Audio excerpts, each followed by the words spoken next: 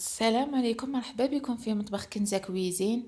الف مرحبا. اليوم جبت معاكم وصفة القلب اللوز، نتمنى ان شاء الله تعجبكم. كما راكم تشوفونا عندي هاد السنيوة شوية صغيرة، 22 سنتيم على 22 سنتيم.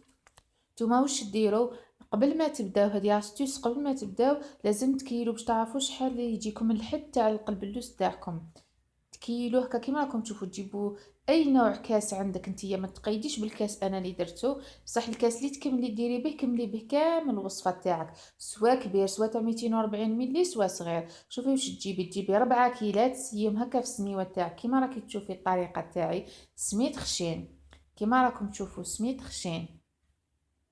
تحبي ليه كاس كبير تكملي به، ديري الكيله كاس صغيره تكملي بها على حساب سنيوتك، باش تشوفي انت شحال تحبي الخشن تاعو. شوفي هنا هذا مليح كي سيتو في السنيوه، 4 كيلات سميد خشين. دوكا واش نزيدو زوج ناقصين صباع.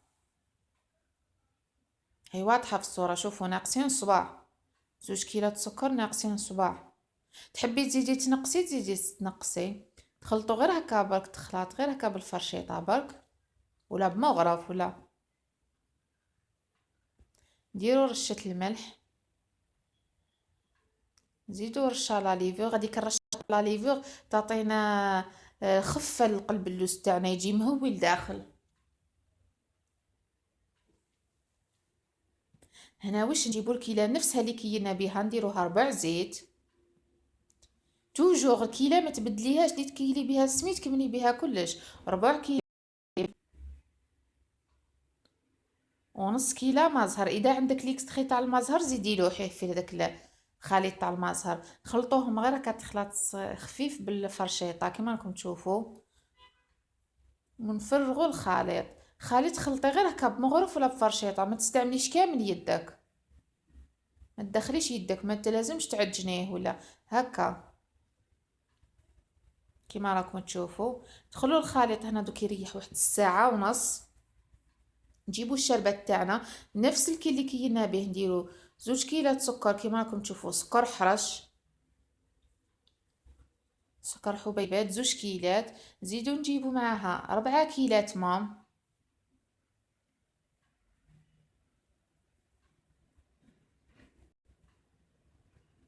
كيما واضحة في الصورة.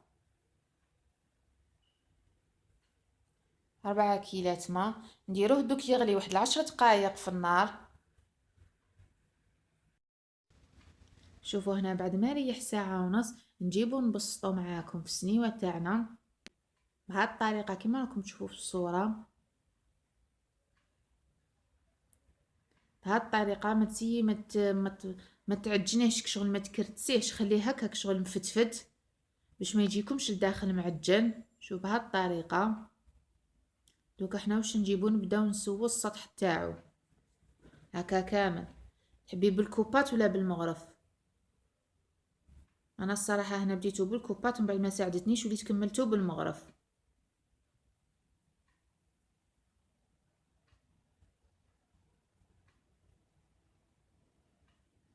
شوفوا هنا بعد ما درتو ديت طراسيوه، بصح ما ديروش الموس حتى لتحتا، طراسيوه الشكل من الفوق برك، ما تقطعوش لتحتا، باش كي تجو تقطعوه تشفاو على الوسمو تاعو ويدخلوا شويه الطياب لداخل.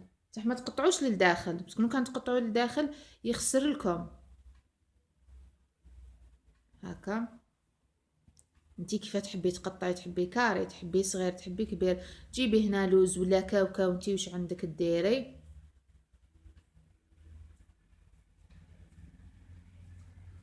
انا هذا ما درتوش قلب اللوز محشي، درتو قلب اللوز عادي. شوفوا هنا دوكا ندخلوه يطيب على 180 درجه حتى تشوفوا الحواف تاعو تحمروا مليح قريب حتى يتحرقوا. شوفوا هنا بعد الشربات تاعي بعد ما غلات 10 دقائق نحيتها من النار. دوك انا واش نجيب نص فنجان ماء زهر. هذاك الماء زهر تحبي ديري له مغرف ليكستخي تاع ماء الورد ولا عطر البرتقال تقدري ديري له. انا صراحه ما كانش عندي كيما راكم تشوفوا. هذا في الاخر بعد ما يغلي ونحيتيه ما يزيدش يولي للنار في الاخر. واذا درتي كيله كبيره ديري فنجان شوفوا هنا بعد ما خرجتوا من الفول شوفوا الحواف تاعو حتى ولاو شغل حين اللون اسود، خلوهم يحمروا مليح باش ما يجيكمش خضر لداخل معجن. شوفوا هنا واش تجيبوا الشربات، انا الشربات الكيله اللي عطيتها لكم ديروها كامل، سوا درتي الكيله الكبيره سوا الصغيره. قلت لك الكاس اللي تكملي به ديري. شوفوا هنا مازال ما تشربش، دوك تشوفون بعد يشربها كيله ديريها كامل تاع الشربات. دوك واش تجيبي نتيا، تجيبي سنيوه عاودي دخليه الفور تكوني طفيتيه وخليه يبات ليله كامله يتشرب داك العسل تاعو الشربات تاعو بهذه الطريقه. شوفوا شكلو النهائي هنا بعد ما كملتو كيف جا شكلو، جا ما شاء الله. شوفوا قلبوا الداخل كي جا كل حبه وحدها ومعسل، جا بزاف هايل. نتمنى ان شاء الله تجربوه تنجحوا في الوصفه. انا نصيحه برك، مستحسن تخيروا السميد اللي يكون نوعيه مليحه باش يستقلكم القلب اللوز. كما قلت لكم دائما ديروا سميد خشين صح من النوعيه الجيده فقط. شوفوا كيفاه جا الشكل.